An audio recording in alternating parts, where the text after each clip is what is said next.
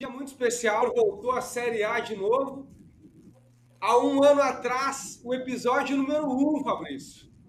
O entrevistado, né, foi o Gilney, ele é colorado aqui. A gente tem muito acirrado o Grêmio e Inter, né? E o Grêmio não tinha caído ainda. Não tinha caído ainda, mas assim, só faltava dar o desnuque no pescoço, porque já tava encaminhado, né? E aí a gente fez todo um episódio, o episódio de inauguração, foi um episódio muito legal. E aí a gente finalizou o episódio, Fabrício, e todos que estão vendo, né? A gente finalizou o episódio, cumprimentei o Ney, né? O Ney foi o instrutor que a gente entrevistou. Antes de eu apertar o botão aqui para finalizar, ele deu uma charada. E o Grêmio na Série B. Pá, daí não tinha muito o que fazer, né? A gente já gravou, mas hoje, então, aí, ó, Ney, Grêmio na Série A de novo e vai ter que nos aturar de novo ano que vem. Mas tirando a brincadeira, Fabrício, seja bem-vindo ao canal de instrutores de trânsito aqui do nosso estado. Eu tenho certeza que o nosso bate-papo e com o teu conhecimento, de uma forma leve, descontraída, a gente vai conseguir agregar, né? Esse é o intuito, agregar. Fabrício, seja bem-vindo ao canal aí, tá? Muito obrigado, Lucas, pelo convite. É uma imensa satisfação estar aqui batendo esse papo contigo. Não estou com meu cafezinho por descuido, mas compartilhei do mesmo gosto. Eu dou graças a Deus que café não tem álcool, né? Senão eu ia viver bêbado por aí. Legal. Fabrício, de antemão, eu queria que te apresentasse quem é o Fabrício. Quem é? Sinalize aí, cara. Bom, sou instrutor de trânsito desde 2016. Me formei em 2015, comecei a atuar em janeiro de 2016, de forma teórica e prática, na minha cidade natal de Nova Friburgo. Eu fiz o curso de instrutor de trânsito no SESC Senat de Tribobó, que fica no município de São Gonçalo, porque na minha cidade não tem formação de instrutores.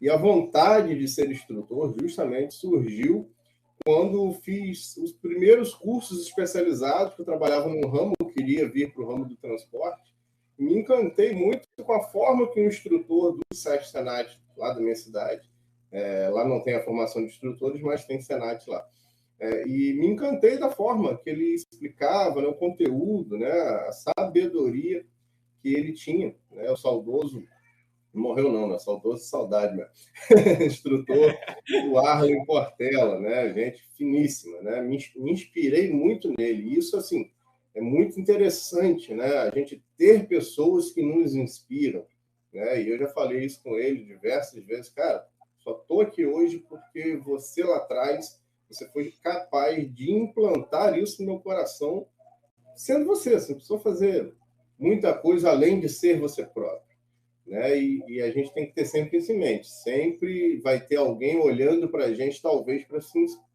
para se espelhar na gente. E o que aconteceu até de ex-alunos candidatos de habilitação que se tornaram instrutores. Né? Falou, me tornei porque eu gostava. E aí parece que a novela se repetiu, mas agora eu estava inspirando pessoas. Isso é muito gratificante. Isso olha, não tem preço que pague. Né? Por isso que a gente tem que estar sempre desempenhando bem o seu trabalho. Né? Então, eu comecei como instrutor de trânsito, né, na minha cidade natal, em 2016. Em 2017, fui convidado para vir para Itajaí, a cidade que eu moro atualmente, Santa Catarina, por um colega que fez o curso comigo. Ele, logo que fez o curso, mudou para cá, conseguiu um trabalho numa autoescola e estava precisando, ele me fez o convite. Né? Aceitei, vim, comecei aqui como instrutor teórico e prático, e após isso fui aprimorando meus estudos em sinalização de trânsito. Esse é o nicho que eu mais me identifiquei. Né? Outros vão para o processo administrativo, outros para infrações, né? E tudo mais que gera aí até esse mercado muito rentável de recursos, né? Mas eu caí de paraquedas, não sei nem como, não sei nem explicar de onde surgiu esse interesse em sinalização de trânsito. E fui me aprofundando, né, nesse assunto cada vez mais. Tanto que, durante a pandemia, até lancei um produto que se chama Sinalização de Trânsito para Profissionais, né, onde eu resumi todos os volumes do Manual Brasileiro de Sinalização de Trânsito, que hoje né, pela 973, resolução do CONTRAN, chama-se Regulamento de Sinalização Viária, né? Mas é composto pelos volumes do manual, assim diz a resolução. Então, e a história desse material foi muito, muito incrível, né? Depois, numa próxima parte, aí, eu explico como que aconteceu. Então, quando chegou em 2020, o prefeito eleito da minha cidade natal me convidou para ser secretário municipal de Ordem e Mobilidade Urbana, né? O cargo que desempenhei de janeiro de 2021 até junho desse ano que a gente está. Pedi exoneração porque, infelizmente, algumas questões políticas, né, atrapalharam a gente continuar caminhando juntos, né? Então, preferi entregar o cargo e agora voltei para Itajaí tem pouco tempo e atualmente dou cursos de formação de agentes de trânsito, né, para 3 empresas diferentes, 2 de Pernambuco e uma daqui de Blumenau, que é vizinha aqui praticamente de Itajaí, e também dou um curso na concessionária Linha Amarela, que é voltado para treinamento dos trabalhadores que executam os serviços na pista, né? A gente chama de curso de sinalização temporária, justamente focado no volume 7 do manual. Então, eu dou aulas teóricas e práticas simulando como montar a sinalização temporária na via antes do pessoal começar a executar qualquer trabalho, né? Então, é bastante interessante esse curso também. Eu dou lá para a concessionária Lanza, né, que é a concessionária da linha amarela no Rio de Janeiro. Então, gosto muito dessa parte de instrução. Hoje não atuo mais em centro de formação de condutores, mas ainda corre nas minhas veias a instrução. Continuo, né, mas agora com outro público. Deixa eu aproveitar e te perguntar quais são as principais dúvidas que tu percebe ou ânsias, né, de quem está fazendo esse curso que tu citou agora da parte prática de sinalização. Porque assim, todos nós andamos no trânsito, seja como pedestre, né, somos atores, seja como motoristas, né, ou então passageiro de ônibus, né, ou motociclista, enfim, a gente é o ator do trânsito. E no trânsito existe, né, Fabrício, muitas sinalizações de todos os tipos, diversas cores. Bem prática assim mesmo, assim, tu falando, já me acendeu uma luz de alerta. Quais são as principais dúvidas apresentadas por alguém que está iniciando nessa área, nesse trabalho, né, nesse curso que tu dá? No caso, você diz o curso de sinalização temporária, né? Exato. A maior dificuldade, na verdade, quem tem mais dúvidas, é aquele trabalhador não habilitado, porque ele não tem muita noção, né? Então, a pessoa é um cidadão, né, que se locomove na modalidade pedestre, transporte coletivo. Quando ele se depara, né, com um curso desse, que é bem aprofundado, somente focado em sinalização temporária, né, para ele é um bicho de 7 cabeças, né? Mas, no final, a galera sai equilibrada, né? E aí, a maior dúvida, né, é o porquê das coisas, né? Porque o volume 7 do manual, ele diz o espaçamento que cada cone tem que ter de acordo com a velocidade da via, né? Então, são essas dúvidas, né, do motivo. Mas por que o cone, com uma via de 40, ele tem que estar a 3 metros de distância um do outro, né? E numa via de 100 já tem que estar a 15 metros, justamente porque, conforme a velocidade vai aumentando, a percepção do condutor, né, vai ficando cada vez mais dinâmica, né, e vai diminuindo. Quanto maior a velocidade, menos tempo o condutor tem para perceber. Né? Por isso que, se você colocar espaçado a 15 metros, né, o cara está a 100 por hora, para ele vai perceber quase a mesma coisa do cara que está a 40 e o cone está de 3 metros. Né? Então, as dúvidas são sempre essas. Você apresenta uma situação, mas por que isso? Por que na via urbana a gente vê uma placa de 50 centímetros de diâmetro normalmente, e aqui para a gente colocar na rodovia tem que ser uma placa de 1 metro de diâmetro, o dobro? Por porque condutor a 100 km por hora, ainda mais uma pista com 3 faixas, colocar uma placa de 50, vai aparecer uma moedinha de um centavo. Né? Então, por isso vai crescendo a velocidade, as placas vão ficando maiores. Né? Então, as dúvidas são sempre, não tem assim, dúvidas pontuais, né? Mas são sempre voltadas para o porquê das coisas. Né? E aí, quando você fundamenta, eu, por exemplo, eu absorvo muito melhor uma informação quando ela é fundamentada. Isso me faz compreender melhor. Né? Então, a fundamentação é essencial para que você internalize aquele conceito, né? Entenda, olha, eu estou fazendo isso por causa daquilo. Se for uma outra situação, é uma outra conversa. Né? Então, é esse o método que eu mais utilizo, né, para poder instruir, que é tudo tem um porquê. Eu procuro sempre dizer o porquê das coisas, pelo menos para mim, é o que mais funciona. Sempre quando alguém me explica o motivo, eu falar, tem razão, então, por isso que é por causa disso, e eu vou fazer assim porque eu entendi o motivo. Né? Porque às vezes você encontra a pessoa que, não preciso disso não, mas quando ela fala isso é porque ela não se ligou na real necessidade. E isso é o perigo. E quando você está numa rodovia, a gente chama de rodovia, mas na verdade é uma via de trânsito rápido. Né? Uhum. É uma via urbana e tem todas as características de trânsito rápido, porém é uma velocidade maior. E aí a gente teve que mixar esse conceito, porque ela é uma via de trânsito rápido, mas com velocidade de rodovia. Então, a gente teve que adaptar muita coisa do manual para atender essa disparidade aí não prevista, né? Mas a gente acaba apelidando de rodovia mais por conta da velocidade que ela tem do que característica, né? Mas aí você, com os trabalhadores ali na rodovia, você não pode deixar de cumprir nenhum passo a passo de segurança. Tem também, né, lá as normas internas que a linha amarela impõe, né, que a gente também teve que mixar isso dentro do material. Né? Por exemplo, coisas que o manual não diz, regra da concessionária. Quando você deixa a viatura, mesmo fazendo o trabalho, pode ser um local reto.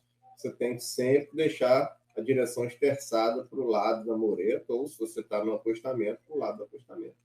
Então, são pequenos detalhes que incrementam a segurança. Né? Normas internas, mas se você for parar para ver, realmente fazem grandes diferenças no dia a dia, na segurança, tanto de quem está operando os serviços, quanto dos usuários daquela via. Né? Não, e faz todo sentido isso, né? Porque se a gente voltar um pouquinho, né, um pouquinho atrás, e eu já me recordo da década passada do trânsito, que a gente teve uma redução dos acidentes, mas que agora vem uma nova década, né, até 2031, onde o foco vai ser maior, a meta ela é grande, é 50% na redução. E aí eu me atrevo a dizer que as empresas, nessas regras, nessas normas, nessas pequenos detalhes, né, Fabrício, que parece bobo, todo mundo acha, mas é feio deixar com a roda reta, com a roda torta o carro. Não é questão de ser feio ou não ser feio, é questão de ser mais seguro, né? Os motoristas muitas vezes observam um veículo estacionado num pequeno aclive, com as rodas tortas para a calçada, muitas vezes encostando, e dizem que olha que coisa mais feia, deixar a roda torta, mas não é questão de ser feio, é questão de ser seguro, mais seguro, né? Exatamente. Então, detalhes, né, Fabrício, que a gente às vezes no dia a dia não se dá conta.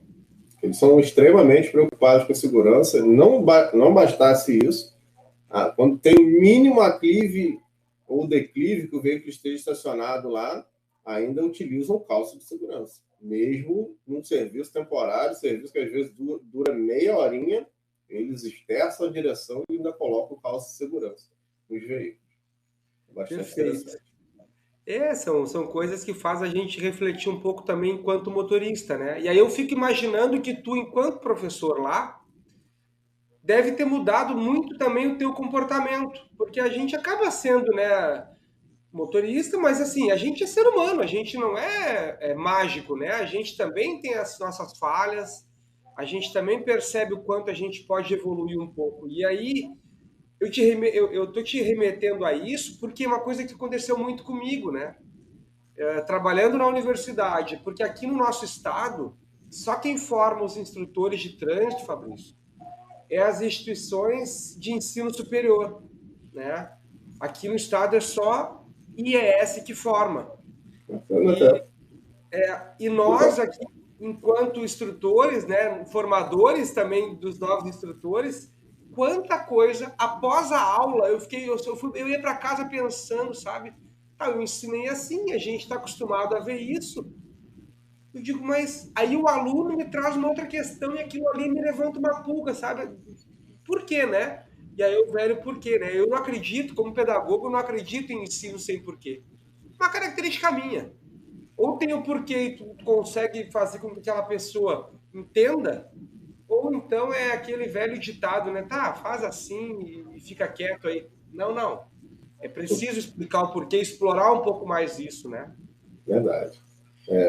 A motivação é fundamental no ser humano, né? E aí eu pergunto, quanto tu, enquanto dá aula, se tu voltar ao Fabrício antes, né? Quanto tu já modificou, Fabrício? Pois é, nossa.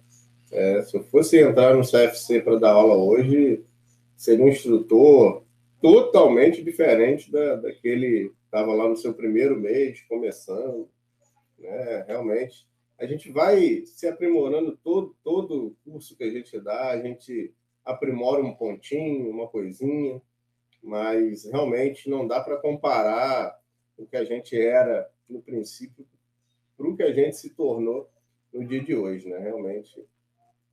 E faz parte, né, da evolução do ser humano, né? Não só no trabalho de instrução, mas você pode pegar o próprio motorista do transporte coletivo, né? Ele entrou na empresa, ele é um motorista, né, bem travado, né, com medo de errar. E depois ele vai perdendo um pouco o medo de errar, mas não por ser desleixado, né, mas porque ele vai se adaptando, ele vai pegando mais confiança, né, e ele vai vendo que aquele medo era uma proteção, né, era só um pequeno passo com cuidado, né, para que, né, os seus primeiros dias não fossem postos a perder, né? Então, qualquer profissão é natural. A gente vai sempre, todos os dias, melhorando um pouquinho. E esse é o intuito do Papo com Café, Fabrício. Todos que estão vendo também, né? Eu sei que tem instrutores mais velhos e mais novos. E eu brinco que instrutor velho não é aquele que tem período dando aula, né? Instrutor velho é aquele que não quer se atualizar. E o instrutor novo não é também em período novo, e sim aquele que está sempre com a cabeça aberta a aprender, né? Então, eu tenho esse cuidado, muitas vezes, em falar, né? O instrutor que é mais velho e mais novo.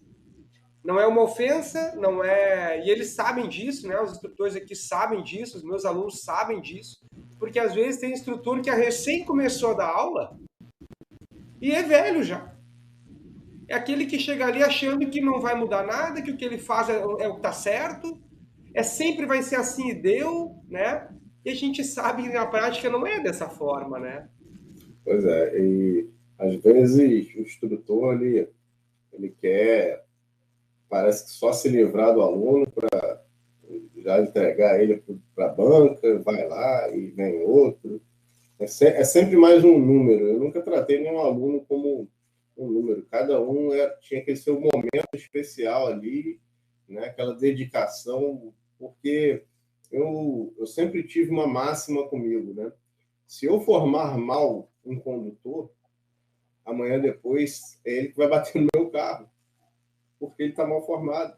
Amanhã depois é ele que vai desrespeitar uma preferencial, talvez eu deveria ter reforçado isso mais para ele na aula, e não fiz. E amanhã ele vai atropelar uma criança no bairro. E talvez nem me atinja, mas só um engarrafamento que ele causa me atrapalhando a voltar para casa, né, por um detalhe, né? E claro, aí olhando, né, vidas que se perdem por conhecimentos rasos no trânsito, né, é muito preocupante, né? E eu estou até com muito receio, né, desse projeto de lei que estava aí para tornar as aulas facultativas, porque com 45 horas, que já é muito pouco para mim, tinha que ser pelo menos 60, né? E toda essa diferença de mais 15 horas, tudo para legislação, porque 18 horas de legislação é muito pouco, muito pouco. Você não consegue passar tudo que você precisa da forma adequada, né, em apenas 18 horas aulas de legislação. Então, por isso que a gente vê o número de cometimento de infrações de trânsito, porque o instrutor ele não tem tempo de passar. E aí ele tem que contar com a boa vontade do aluno de ler.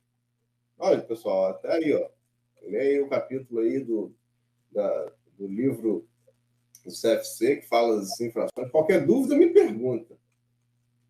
Né? E aí? Eu, particularmente, não conseguia trabalhar...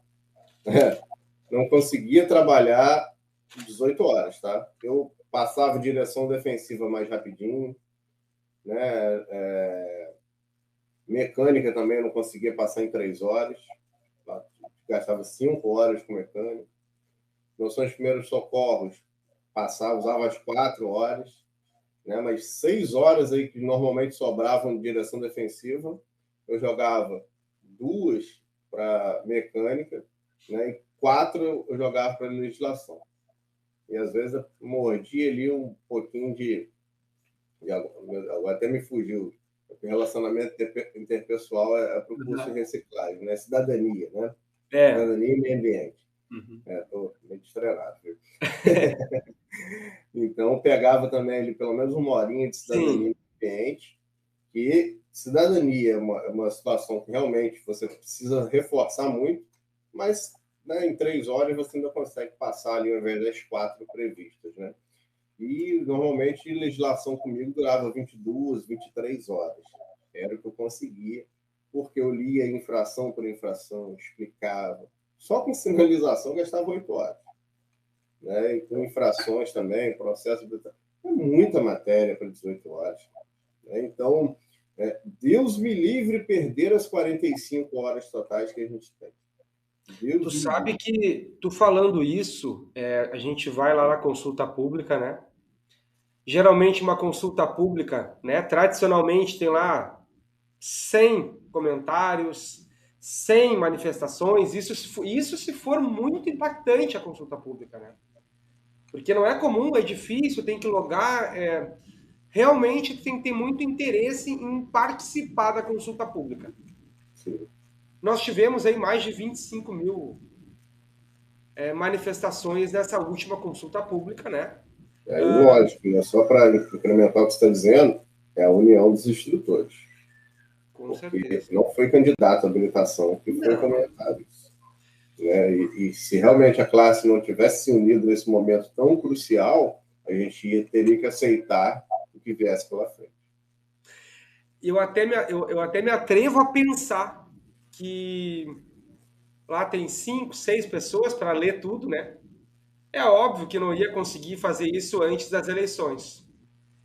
Na minha cabeça, isso é uma concepção minha, né? E é um receio que eu tinha que isso fosse feito até as eleições, né? E que bom que, de uma certa forma, conseguiu se prorrogar isso.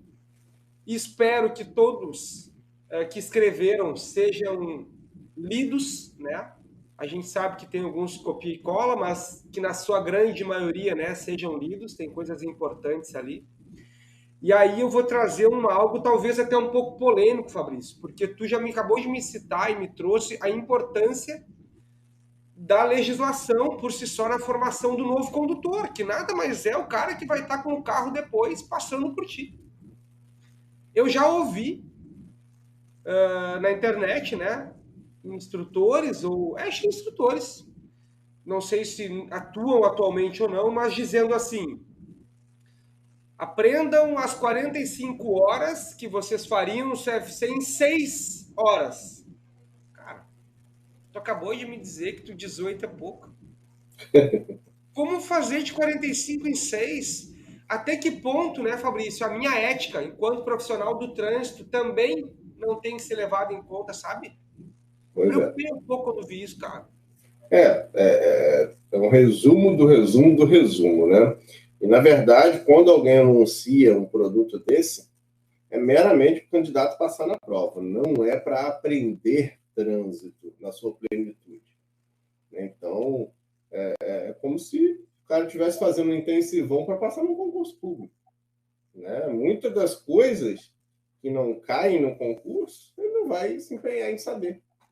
Né? Por mais que no futuro dele seja relevante aquele conhecimento. Então, assim, esses conteúdos que servem para passar na prova têm até o seu mérito, né? Porque talvez traga um conhecimento que, às vezes, o instrutor dentro do CFC poderia não abordar daquela forma. Né? Mas você dizer que aprende tudo em 6 horas, não tem como. Né? Então, tomara que realmente isso não prospere, esse projeto, né? E que, pelo contrário, se aumente. Né? Aquela antiga resolução 726, que era muito boa, eu gostei bastante, tinha os seus pontos polêmicos, né? Mas seria a nova 168, né? Que hoje é a 789, né? Mas só em ter colocado aquelas 10 horinhas de atualização na renovação da carteira, que era o melhor ponto da resolução, foi justamente o que fez ela cair. Né? A pressão política, né, fez com que toda uma resolução fosse derrubada por causa de um ponto. Né? E realmente, a atualização do condutor é algo fundamental. Porque, imagina um médico.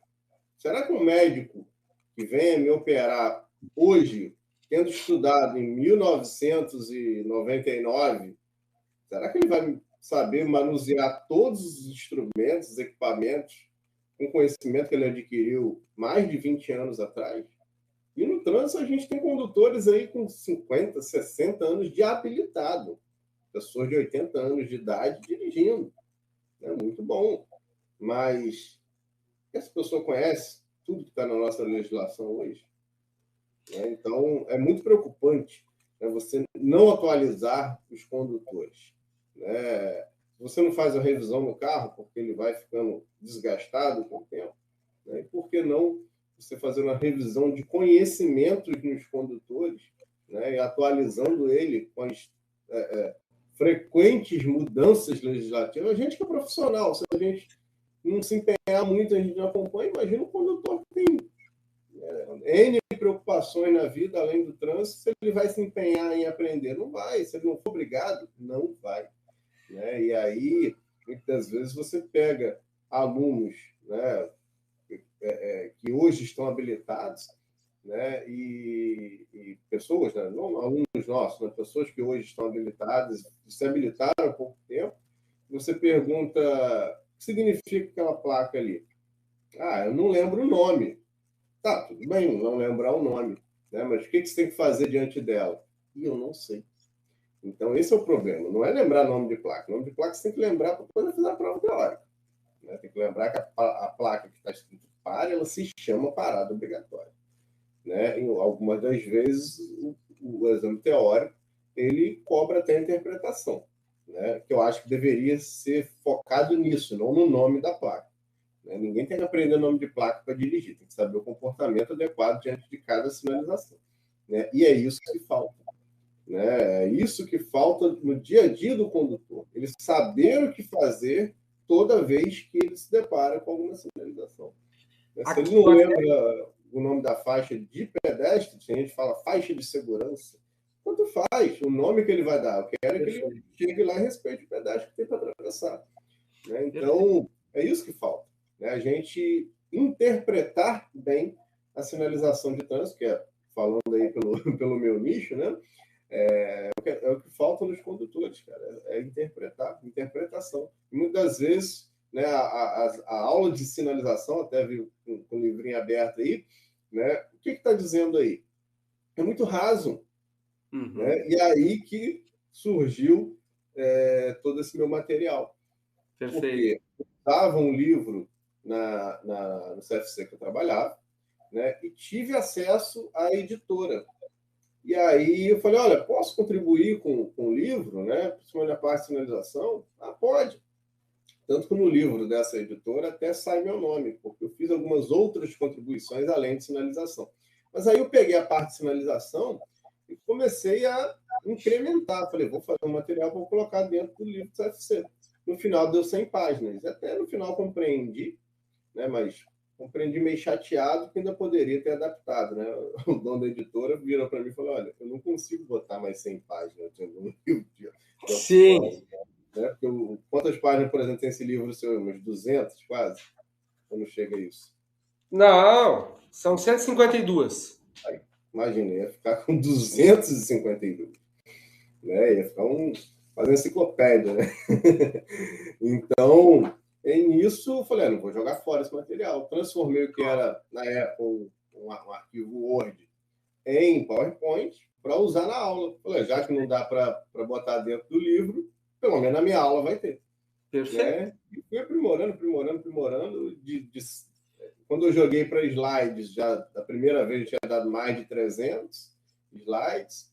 Aí, quando eu lancei o material, eu dei mais uma expandida em comentários, etc. Já foi para 400 e pouco.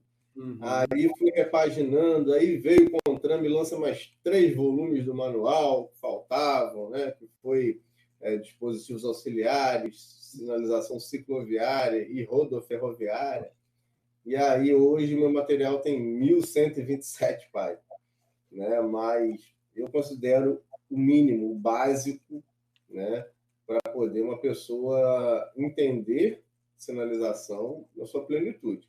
Né? Claro que o condutor, né? Muitos assuntos dentro desse que eu chamo de resumão da sinalização, muitos assuntos para o condutor não são interessantes.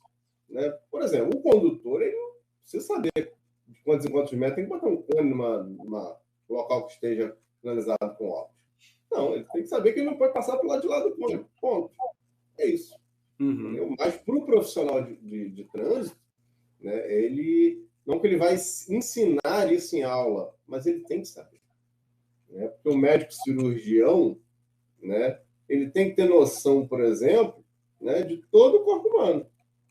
Ele tem que saber de tudo. O oftalmologista, ele tem que saber um pouco de doenças da garganta, por exemplo, doenças do estômago. Ele está trabalhando naquela área? Não, né? Mas ele tem aquele conhecimento. Então, a gente tem que saber um pouco de tudo, né? E a gente foca no que a gente está usando no momento. Mas só você saber alguns critérios, né? Você consegue ter até mais segurança, né? De explicar alguma coisa. E aluno, cara, eu não sei de onde eles tiram tanta pergunta. Né? Porque de vez em quando surge com a pergunta que coisa que você não lembra, não tem jeito aí. Você tem que pedir um tempinho, explica na próxima aula, né? Não tem jeito, mas pelo menos você tem que saber onde procurar. A gente tem um colega, a gente tem um colega aqui na formação também, que dá legislação, é o doutor Tiago, e ele fala exatamente isso, exatamente o que tu falou agora. O profissional, e mesmo ele que é doutor nisso, ele não sabe tudo, mas ele sabe onde procurar. E é esse o segredo, né? Tem que saber, eu preciso disso. Bom, eu vou procurar onde? Tá, eu sei procurar. Essa é a questão da formação dos novos instrutores, né? E dos instrutores, né, Fabrício?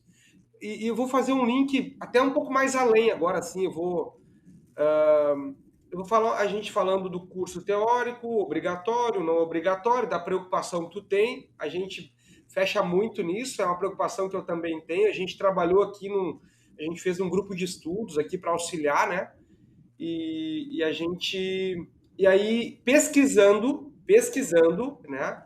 Aqui sozinho, né, no meu ambiente, pesquisando, me levantou uma alerta que é quanto à diferença cultural dos estados. Onde eu tiro uma obrigatoriedade, eu estou, no meu entendimento, dizendo para a sociedade, futuros motoristas, que não importa aonde tu vai estudar, mas que tu basta estudar onde tu tá, aonde tu vai andar e deu. E isso é muito pequeno para o futuro condutor, porque a tua carteira de motorista, do aluno, ele não vai dirigir só na cidade dele. Ele vai dirigir e pode dirigir a nível Brasil inteiro e no país do Mercosul, né? Enfim, mas é muito mais amplo.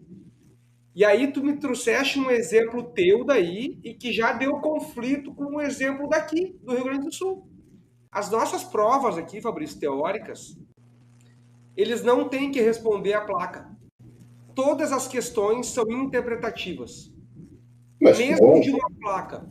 Mas que bom. Mesmo para de uma mim, isso deveria ser o padrão nacional. Você não tem que perguntar para o aluno o nome da placa, tem que saber o que fazer diante dela. Só isso, só isso. Quando tu me trouxe isso, eu voltei no tempo, né? No tempo lá do antigo código ainda, né? Do antigo Detran aqui no nosso estado, que foi em 97, aonde tu ia no Palácio da Polícia, que fazia umas provas, não estudava por conta, né? E aí, rapidamente, eu disse assim, cara, mas será que lá ainda é assim? Aqui na época era assim. Tu tinha que responder a placa exatamente com as mesmas letras, segundo relatos. Eu não fiz a carteira nesse período, mas segundo os relatos que eu tenho, que eu recebi, era isso. Se tu errasse uma letra da placa, tu errava a questão.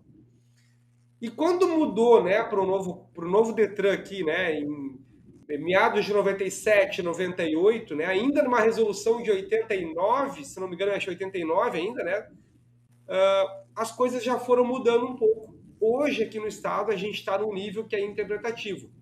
E aí entra muita dificuldade dos alunos sobre isso. Às vezes até alunos com baixa escolaridade. Esse é o grande desafio do instrutor, né? Porque dentro de uma mesma sala de aula, você tem a pessoa que, às vezes, mal sabe assinar o nome, mas diz que sabe ler e escrever, né? E, às vezes, você já tem alguém que tem um mestrado, um doutorado. Já tive na mesma turma essa disparidade, né? E aí, realmente, o instrutor ele tem que se dar conta que ele tem dois públicos totalmente diferentes dentro do mesmo espaço. Né? E se ele não focar em ambos simultaneamente, né? E às vezes tem termos técnicos que não dá para você abrir mão, mas aí quando você lembra que tem alunos com baixa escolaridade ali, você tem que explicar o termo técnico e o que significa aquilo. Né? Usar sempre os sinônimos para que ambos compreendam. Né? Mas tem coisa que não adianta. Se você não disser o nome técnico, chega na prova e ele erra, porque vai cair o nome técnico. Fabrício, eu vou polemizar um pouco, cara. Eu gosto de polêmicos. Meus alunos sabem que de volta e meia a turma tá muito quieta, muito calada, sabe? Muito morna. Eu venho lá num assunto polêmico aí. Mas é um assunto polêmico que eu acho que é positivo para todos nós. Por que a placa de R1 ou R2, ou melhor, a placa de pare ou triângulo, como a gente quer imaginar que seja? Por que essa diferença nas rotatórias, Fabrício? Então, na verdade, não deveria existir essa diferença. Porque os critérios de implantação, né, na verdade, a placa de parada obrigatória e de preferência, no fim das contas, servem para a mesma coisa. Para que é? Para reforçar ou alterar a regra de preferência prevista no artigo 29, inciso 3. É para isso que ambas servem. O que muda é o quê? O comportamento do condutor diante de cada uma. Tá? E o que vai ditar se vai ser implantada a de parada obrigatória ou de preferência? É o que a gente chama de intervisibilidade, ou seja, a capacidade de um veículo visualizar o outro, né? Um condutor de cada veículo visualizar o outro. É isso que vai ditar se vai ser colocada a placa de parada obrigatória. Se essa visibilidade entre os veículos for muito restrita, opta-se pela de parada obrigatória. Agora, se houver ampla visibilidade, que normalmente, eu digo normalmente porque não é 100% das vezes, né, em alguns locais você tem aproximações de rotatória com um muro bem do lado, você não vê quem está girando, são casos à parte, mas normalmente em locais com rotatória você tem visão, né, de todas as aproximações de quem está girando em volta dela. Então, é desnecessário você parar totalmente o seu veículo, porque você está vendo que não vem veículo rodando em volta da rotatória. E aí, no que você coloca uma placa de parada obrigatória desnecessariamente, você estimula, e aí por isso que a sinalização e a psicologia andam muito juntas. Né? Quem dizia isso era o falecido irmão do mestre Júliver, né? O Juliel Modeste, né? Falecido, se não me engano, esse ano passado, não recordo. Ele dizia, psicólogo de trânsito, ele dizia, toda vez que você coloca uma placa de parada obrigatória no local que não precisa, esse condutor ele vai ver que não precisa, de fato não precisa, e vai desrespeitar a placa. Né? Porque quando vem carro, o cara para. Né? Mas quando não vem, ele vai parar e vai avançar a placa de parada obrigatória, cometer uma infração ao pé da letra. Só qual é o problema disso? Ele vai chegar em outro local com a placa de parada obrigatória e vai se achar no direito de julgar igual ele fez lá atrás. Ah, olhei lá, não precisava? Deixa eu dar uma conferida aqui se precisa também. E às vezes era um local que, de fato, você não poderia deixar de mobilizar o veículo antes de cruzar aquela interseção. E aí que vem e dá o sinistro de trânsito, porque o condutor achou que teria o poder de julgar de novo. Então, a mesma coisa, por exemplo, quando você coloca um sinal R6C, proibido parar e estacionar, uma via que passa 2 veículos a cada 10 minutos. O cara vai, tudo bem, ele não estaciona, ele vai e imobiliza para parar. Né? Aí ele vai ficar com aquilo lá. Chegar lá naquela avenida movimentadíssima, que eu ver essa placa de novo, mas se no horário que eu chegar lá estiver mais ou menos tranquilo, eu vou parar também. Aí, de repente, vem um mar de veículos, não sei de onde, está um engarrafamento formado, porque ele achou que poderia julgar de novo. Então, toda vez que você implanta uma placa de parada obrigatória de forma desnecessária, você cria esse mau hábito no condutor. Né? E, nesse caso, você até está agravando uma sinalização desnecessariamente. Por quê? A infração de você deixar de dar preferência a quem está em rotatória, quando não tem placa nenhuma, é infração grave no artigo 201. Né? Quando está a preferência, é também infração grave, só que o agente tem que autuar pela placa, nesse caso. Né? 215, no caso, inciso 2. Né? Mas quando você bota a placa de parada obrigatória, vai para o 208, que é gravíssimo. Né? Então, você piora uma infração, inclusive. E se for parar para ver, a PM não para, o carro do órgão de trânsito não para. Só quem para? O carro do CFC. Exato. Não, e tu falando nisso... Aí você explica para o aluno que ele tem que parar e ele vê, a polícia passou. O carro do órgão de trânsito municipal passou. O bombeiro passou. Todo mundo passou e ele parou o carro e está o cara de trás buzinando. Como que você encaixa na cabeça do aluno isso? Não faz sentido, né? E eu estou trazendo essa polêmica, e é um assunto polêmico, né? Porque a gente tem aqui, dependendo das cidades, diferenças dessa sinalização. Eu cito aqui uma cidade bem conhecida, tradicionalmente pela cultura e de respeito ao pedestre, que é Gramado. Gramado aqui, por exemplo, né? Numa normalidade é muito comum parar numa faixa de pedestre. As rotatórias são com a R2, não é a R1. E lá na cidade é um dos menores lugares com índice de acidente em rotatórias. E a gente pega Porto Alegre, que é onde eu estou hoje, né? Porto Alegre, olha, eu não vou falar porque eu não tenho esse dado exato, mas eu vou dar um chute aqui que, olha, me atrevo a dizer que 95% das rotatórias, inclusive essas que tu acabou de citar, com amplo campo de visão, com segurança, com visibilidade, tem a placa de parada obrigatória. Isso acaba ferindo um dos princípios mais fundamentais da sinalização, que é o da credibilidade.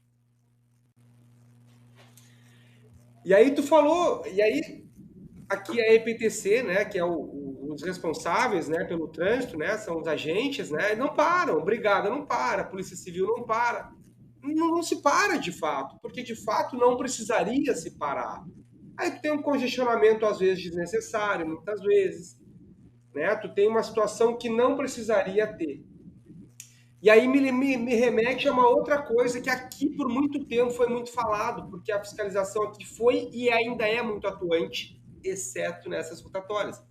Pouco se autua nessas rotatórias. Por quê? Se o agente não atua porque está vendo que não tem ninguém, o próprio atuador está dizendo que não correu risco e por isso não lavrou um auto, eu me remeto a dizer que talvez seria uma indústria de multa. Eu sei que não é. Eu sei da capacidade que tem os agentes, sei do quanto sério se faz aqui em Porto Alegre. Mas são pequenos deslizes, Fabrício, que a gente comete, que a gente passa a mensagem para a população, que é como essa.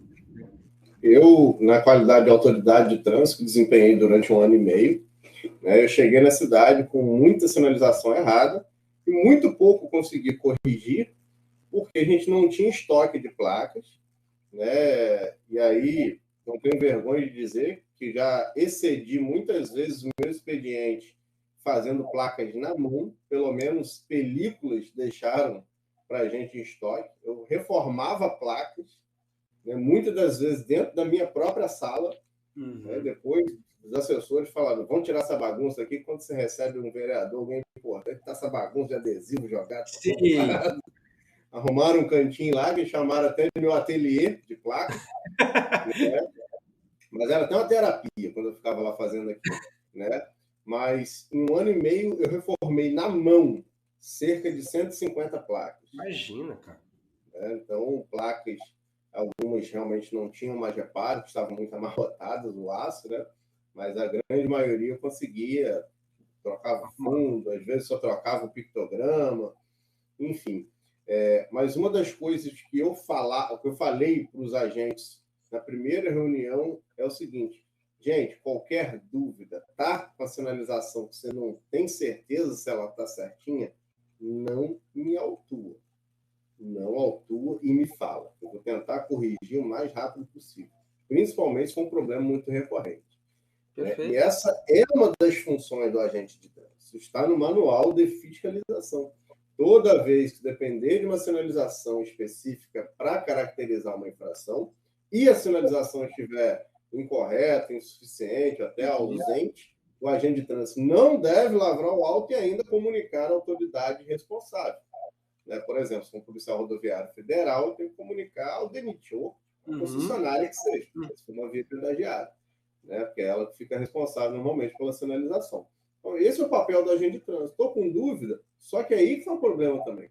A gente tem agentes de trânsito, e aí policiais também, que atuam nessas esferas do trânsito, bem informados, capazes de reconhecer todo e qualquer erro de sinalização.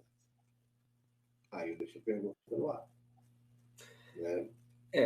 Como em toda profissão, e também cabe salientar, né? Toda profissão tem os bons, tem os maus, tem os ruins, né?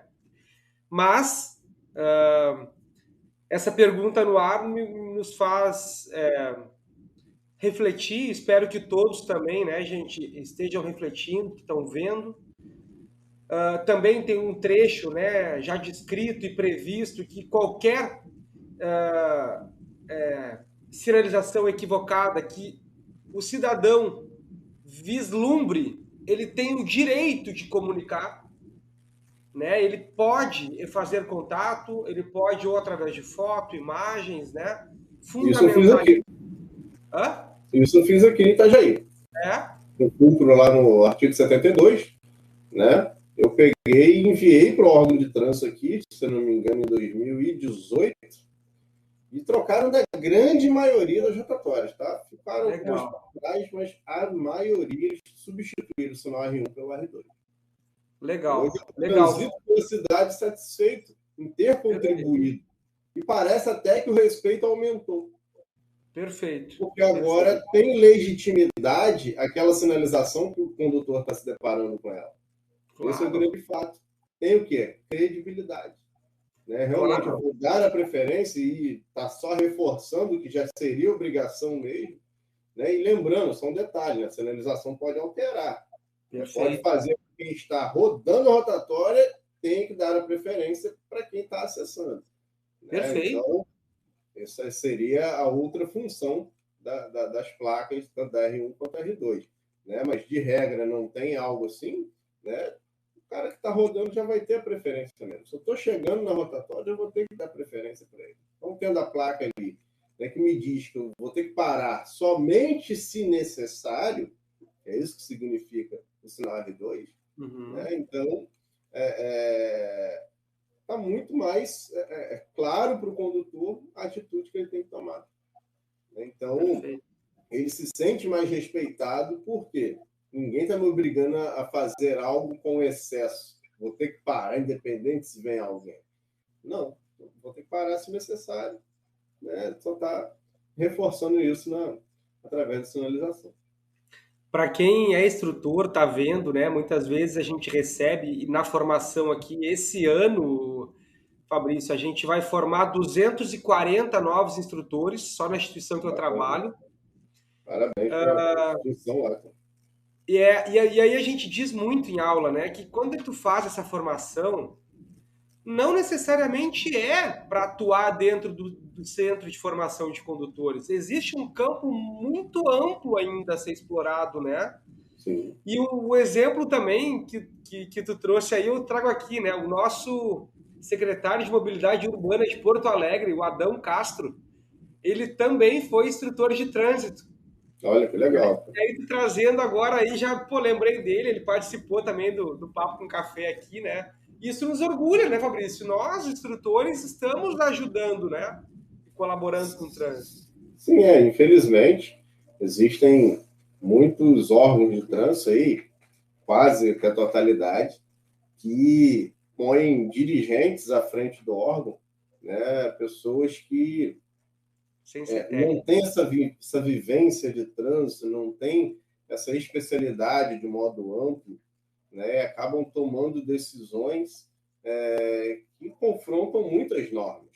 Aí você já não tem uma assessoria, principalmente em municípios pequenos, né? Nas grandes capitais até que talvez isso seja menos recorrente, né? Nos grandes centros urbanos, mas em cidades menores, né, a gente sabe que é somente indicação política, né? Então, e para piorar, né? Não sei se você lembra, se eu não me engano foi 2018, agora talvez não esteja dizendo o ano certo, mas que foi indicado um presidente do Detran de Minas Gerais que estava com carteira até suspensa.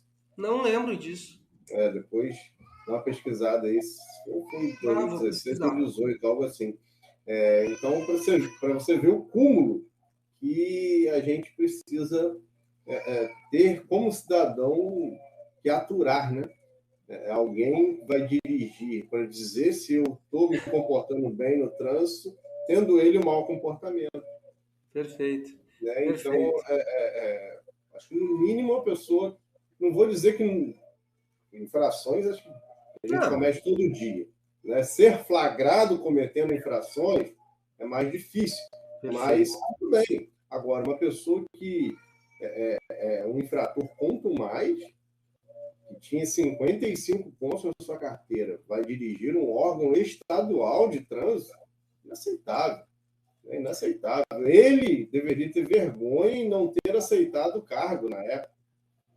Né? Tá Então, descrito, né, tá descrito, né, já na lei, né, que fundamenta, né, a profissão de instrutor, né, não ter cometido, não estar cumprindo, por que que ele, que vai ser o órgão máximo, a pessoa maior do caso, não se cumpre, não se aplica isso? pois São é, perguntas que a gente não vai conseguir responder, né, infelizmente, né, é, infelizmente.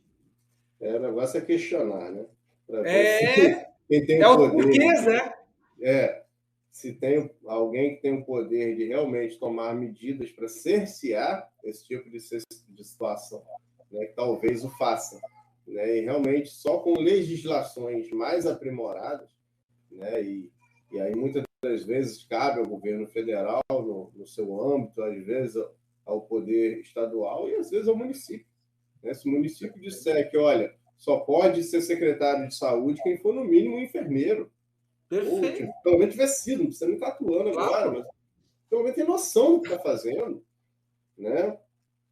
Só pode ser secretário de turismo, talvez quem tem uma formação turística, né? E no trânsito não vai ser diferente. Né? Como é que Perfeito. eu vou botar uma pessoa que, sei lá, tem formação numa área totalmente diferente para cuidar do ir e vir de milhares de pessoas? Né? Isso Perfeito. é muita disparidade, né? Na, na, na alocação de pessoas que dirigem as pastas. Né? Claro que, em determinadas situações, se pelo menos tiver uma boa assessoria, dá até para remediar, mas a gente não pode contar com isso. Né? Contar que quem foi indicado não tem experiência vai chamar pessoas que tenham para ficar do lado dele. Até porque, né, quem tem conhecimentos aprofundados na área de trânsito, né, dificilmente vai aceitar salários de assessores para dar decisões tão importantes, né, porque conhecimento custa caro. Né? Eu, por exemplo, quando aceitei o convite do prefeito, ele falou, você vai vir trabalhar aqui na Secretaria de Trânsito. Eu falei, tá, mas é como secretário ou subsecretário? Ué, só isso que a gente está decidindo ainda. Eu falei, não, já te adianto que for subsecretário, não precisa nem me chamar. O meu orçamento não vai caber nesse salário de subsecretário. Fui bem franco para ele. Claro. Né? E não que eu queira ser secretário. Não. Por mim, você poderia botar para abrir e fechar o órgão de trânsito e fazer os projetos enquanto isso. Perfeito. Ficar quietinho só lá dentro. Só que realmente o salário do subsecretário não me dispõe a sair daqui de Itajaí, já estou para estabelecer tranquilo e voltar para a minha cidade natal para ganhar menos do que eu ganhava aqui. Perfeito. Então, realmente, o conhecimento custa caro e a maioria das pessoas não está disposta a investir nesses profissionais. Por isso que nós, instrutores, precisamos continuar estudando, continuar aperfeiçoando. Muita gente reclama que o salário do instrutor, e aqui tem um piso, né? Tá lá na faixa de 2.500, né? Varia um pouquinho, esse é o piso daqui, né? Ninguém ganha menos que isso. Mas a gente precisa continuar evoluindo, e evoluindo é estudando, é os porquês, é buscando, aprimorando, né? Tu trouxe um exemplo teu belo aí, né? Tu resolveu, por questões tuas, aprofundar a parte da sinalização, e tá tudo certo. O Lucas preferiu aprofundar a parte de comportamento seguro. E é isso que nos faz grande, né? Como um todo, né, Fabrício? E tem espaço para todos, tem espaço para todos, né? E diante de ter espaço para todos, eu vou fazer um merchan para o pessoal curtir o canal, dar um like. Quando tu dá o like nesse episódio, né, aqui embaixo na mãozinha, o YouTube entende que esse conteúdo é relevante e ele vai mandar para muitos lugares. Atualmente, né, ele chega muito mais aqui no nosso estado, mas já tem chegado em Santa Catarina e no Paraná também. A gente já recebe alguns feeds no WhatsApp aí, né?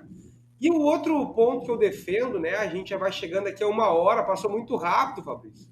Começa a conversar, é bom demais, né? Que é a doação de sangue. Quem já assiste o canal, quem é meu aluno, né, quem me conhece sabe que é uma causa que eu defendo. E eu insisto, se tu nunca doou, doa pela primeira vez. Só diga que tu não consegue depois de experimentar.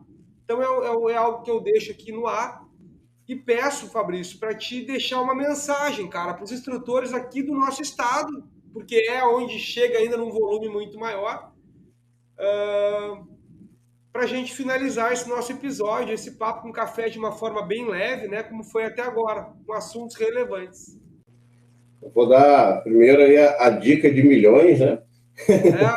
Uma cabecinha explode, né? Exatamente. Para a pessoa interpretar, né, a nível de instrução, né, para ela interpretar bem a sinalização, ela não pode simplesmente estudar lá as mais de 2.500 páginas do manual de sinalização, do regulamento de sinalização viária. Tá? Ela tem que estudar o manual de sinalização, tem que estudar em conjunto com as fichas de enquadramento do manual de fiscalização. Não pode deixar de dar uma lida na Convenção de Viena, principalmente na parte que trata de sinalização. Alguns conceitos você só encontra lá. Perfeito. E isso sempre atento ao que diz friamente cada artigo que caracteriza alguma infração dentro do CTB. Então, perfeito. Só após você juntar isso tudo é que você vai, de fato, ter uma boa interpretação da sinalização de trânsito. Né? E sinalização não é só para efeitos aí de percepção, que é o ponto mais importante, né, na hora de se implantar uma sinalização, é o fator percepção do condutor. Não adianta nada cumprir à risca todos os critérios de implantação se a placa, por exemplo, vai ficar escondida. Né? Então, se vai atrapalhar um pedestre caminhar naquela calçada. Né? Então, muitas vezes, o manual ele precisa ser adaptado a algumas realidades urbanas. Né? E eu, como na função de secretário, passei muito por isso. Né? Por exemplo, só para dar um exemplo, teve uma situação que eu tinha uma calçada muito estreita e, além de ter a calçada, tinha um hidrômetro passando no cantinho, não dava nem para colocar a placa, o bastão da placa bem coladinho na parede, e eu precisava sinalizar uma via de sentido único. No final das contas, o que eu tive que fazer? Pedir autorização do bombeiro para parafusar a placa na parede. É o correto? É o previsto? Não. Mas ou eu fazia isso, ou o pedestre tinha que dar a volta no carro para desviar do poste da placa. Perfeito. Então, algumas situações a gente precisa adaptar, mas como último recurso. Né? No contrário, siga criteriosamente o manual. Né? E sempre atento a isso. Fator percepção. Né? Se Deus quiser, muitos dos instrutores que estarão nos assistindo, né, terão a sua oportunidade de trabalhar no órgão de trânsito e contribuir com o seu conhecimento. Né? E talvez caia nessa parte de sinalização. Então, sempre lembrar desse fator. Né? Olhar o manual, olhar os critérios de posicionamento, altura, distância da guia, posicionamento em relação à esquina, tudo isso aí é importantíssimo, mas no fim de tudo, tem que olhar para a placa. Implantou? Vai lá, fica na posição que o motorista estaria e olha para lá. Tá boa de ler? Está sendo vista a distância hábil? Então tá show. Não está? Procura outras alternativas. Então, a dica que eu dou para os instrutores é: estudem bem sinalização. Né? Não fiquem só no que o livro do CFC diz. Ele só diz o nome da placa e a infração associada. Né? Isso para o aluno não basta. Né? O aluno ele precisa saber a interpretação, ele tem que saber o que tem que fazer, e principalmente naquelas que geram infração, porque são de maior risco. Né? E também, lógico, naquelas de advertência.